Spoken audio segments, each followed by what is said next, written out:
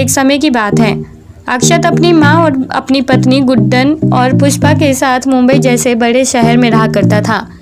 अक्षत घर में कमाने वाला इकलौता इंसान था जिसकी कमाई से घर चलता था, लेकिन उसकी ये कमाई यूं ही चुटकियों में खत्म हो जाया करती थी, क्योंकि उसकी माँ और पत्नी की आपस में बिल्कुल भी बनती नहीं थी।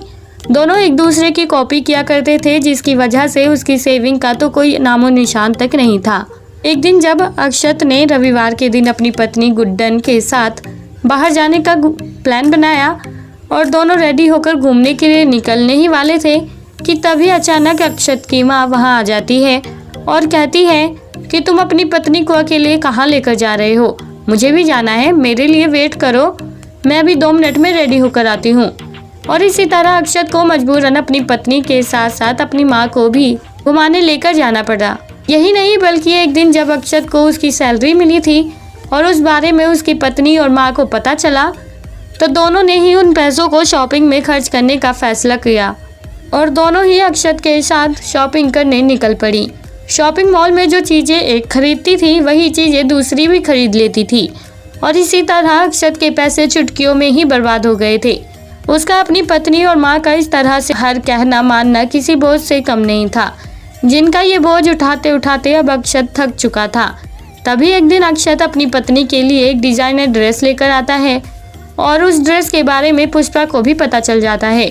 तब वो भी अपने बेटे से सेम उसी ड्रेस की डिमांड करती है और अक्षत को मजबूरन अपनी माँ को भी सेम ड्रेस दिलवानी पड़ती है।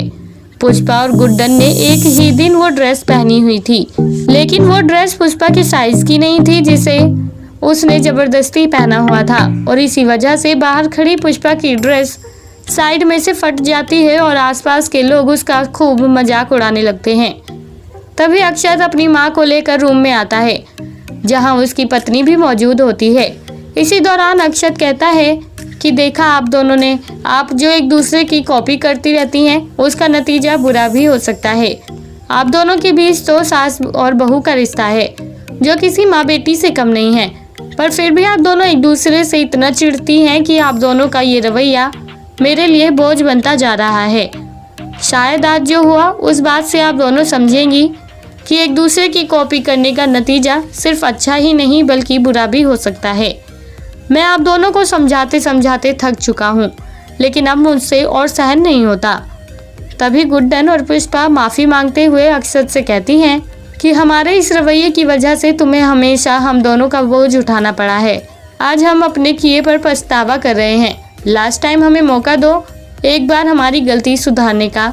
हम वादा करते हैं कि हम ऐसा फिर कभी नहीं करेंगे। अपनी माँ और पत्नी द्वारा लिए गए इसी वादे के बाद तीनों साथ मिलकर खुशी खुशी रहने लगते हैं और अब अक्षत की सैलरी से उसकी सेविंग भी आसानी से होने लगती है।